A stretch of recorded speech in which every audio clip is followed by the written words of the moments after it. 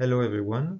In the context of the IGCP project 667, I would like to discuss today the influence of structural inheritance on basin development, and specifically the processes that occur at the transition from orogen to rifting along the Malay Peninsula. The Malay Peninsula is located in Southeast Asia, and you can see it here on this map. It was uplifted through two main orogenic events, and later affected by regional rifting episode affecting all this region. The two orogenies are not very well expressed in terms of topography because those two events are very old. However, they become very obvious through their reactivation during the rifting event. In some geodynamic settings, the transition from compression to extension can be very fast, and that depends on different parameters such as the plate boundary conditions or the dimension of the accreted blocks. And in that case, in that situation, there can be a mechanism of cause and effect between the end of a collision and the initiation of rifting, and that's exactly what I want to show you today. Southeast Asia, that is located here, is the perfect location to study these processes. As we can see here on this structural map, the plate is actually composed of a series of different blocks that are bounded by suture zones that represent past collision events, and the latest being in the upper Cretaceous, that green line here, that represent the accretion of small blocks to the margin of the plate. After those collision events, the entire plate was subjected to a massive extension in the Cenozoic that is represented by those yellow shapes that corresponds to sedimentary basins. And we wonder what is the relationship between basement structures such as faults or suture zones, or basement rheology such as the presence of granites that we can see here in red, with the development of sedimentary basins. The Malay Peninsula is a sort of basement backbone that crops out in between two stretch crusts filled with sedimentary basins, here in the Andaman Sea in the west, and here in the Gulf of Thailand in the east. So this location is perfect to study the relationship between former collision zone that affected all those basement rocks and the more recent extensional event that created all of those basins offshore.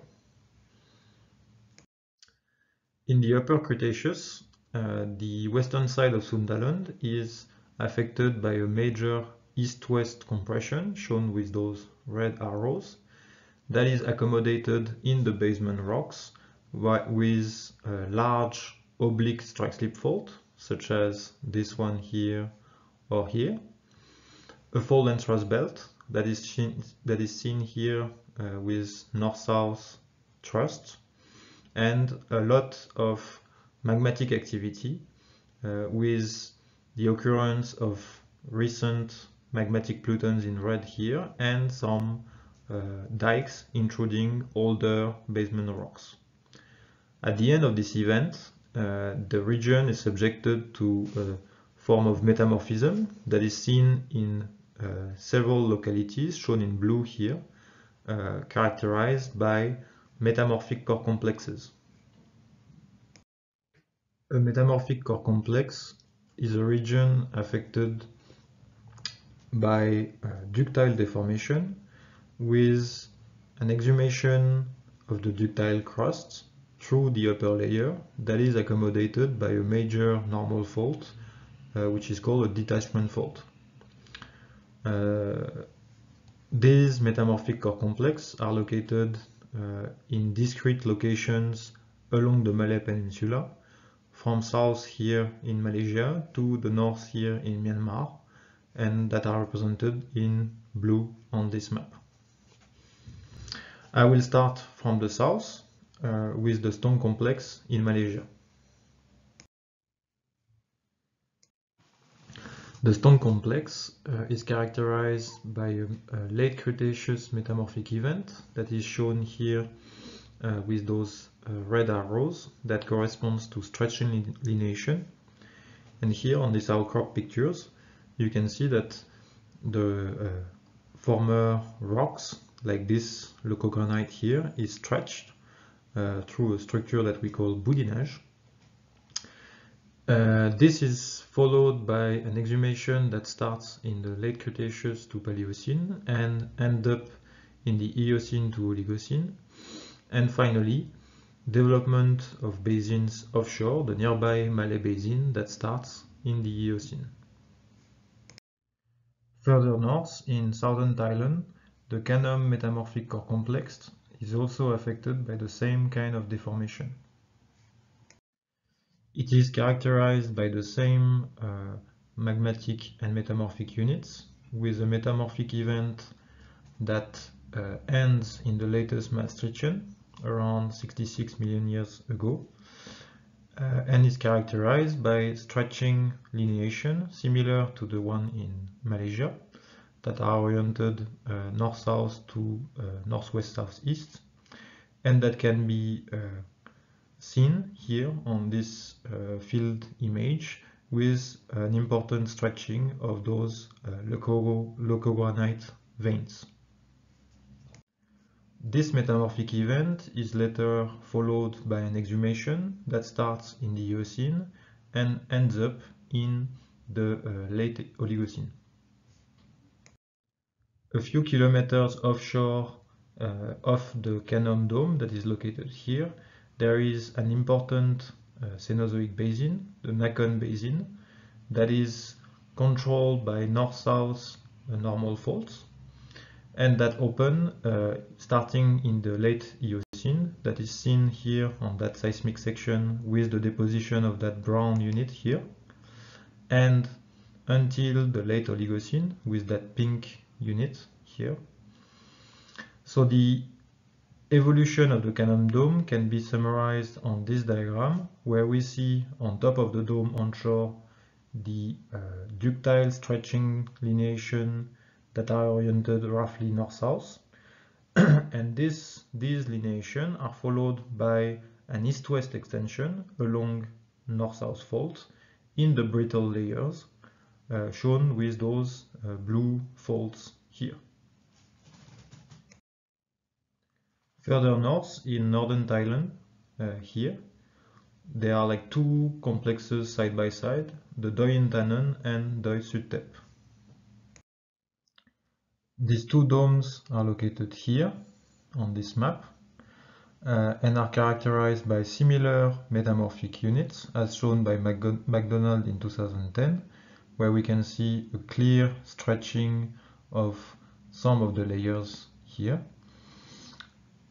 On the eastern boundary of both of those domes, a basin opened during the Cenozoic, the Chiang Mai Basin, and the processes have been evidenced by former authors that show that the development, the opening of the Chiang Mai Basin is directly related to the extensional detachment on the side of the Doi Intanon and Doi Suthep metamorphic complexes.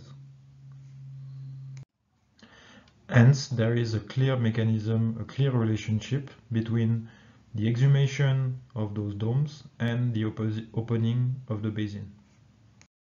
In the Cenozoic, the entire region is affected by extension, and those two large yellow shapes show the extent of basin formation.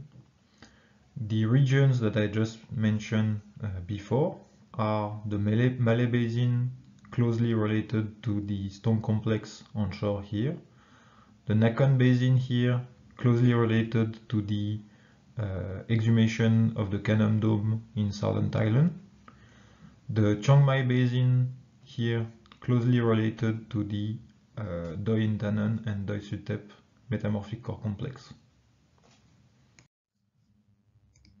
Here we show a clear common chronology of successive events in each sector, the three that I mentioned just now, the Stone Complex in Malaysia, Kanom and Dointanon in Thailand, and three more further north, Mogok, South Gaoligong and North Gaoligong up to the China border. This chronology of events are characterized by a metamorphic episode, followed by post-kinematic intrusions, and an exhumation that is translated through zircon fission tracks and apatite fission tracks that are two geochronological tools. And finally, in yellow, marks the beginning of opening of the basin with the early sediment age. Now, if you look at this y-axis, it represents the latitude, and we can see, and the x-axis, the age, we can see that this event occurs early in the south compared to the north here, as early as 80 million years in Malaysia and almost present in China. Now, if we look at the latest development of this event, the basin opening starts also earlier in the south, around 40 million years near Malaysia, and are currently opening since the past 5 million years in the north in China. And this rifting timing corresponds precisely to the time where the Indian plate was passing by the western margin of Sundaland, here between 45 million years ago and 20 million years ago here. So the rifting development in that region here seems closely related or closely influenced by the migration of the Indian plate, in this case, the boundary conditions. To illustrate the contact between the eastern margin of the Indian plate with the western margin of Sundaland, I represented here a conceptual model that illustrates the interaction between the underlying Indian plate with the overlying Sunda plate. And we can see here a sort of kink, necking between a thicker crust and a thinner crust. The migration of this necking to the north under the Sunda plate will then generate ductile deformation that is seen here in a metamorphic core complex. So ductile stretching, exhumation, and then that will be accommodated along ductile detachment in the beginning, and then followed by brittle extension seen here. And this setting will then migrate together with the Indian plate towards the north, and then affect the southern Malay Peninsula first, and then later on region further north. As a take-home message, we saw that at the transition from orogeny to rifting, the extension is not homogeneous and is not distributed, is not accommodated in the same way everywhere. So where does the crust thin? In our case, along the Malay Peninsula, that was affected itself by an important shortening during the orogeny, is not affected by any extension during the Cenozoic. But on its side, just directly on the side of the peninsula, major sedimentary basins open. So in that case, it means that the side of mountain can be reactivated during an extensional event. And now, how does the crust thin? It will make use of different processes. It will reactivate former structures. A channel flow might occur, such as the one in the case of the migration of the Indian plate. So it's an underlying deep crustal flow of ductile material. And of course, it will be sensitive to boundary conditions at the outskirts of the plate.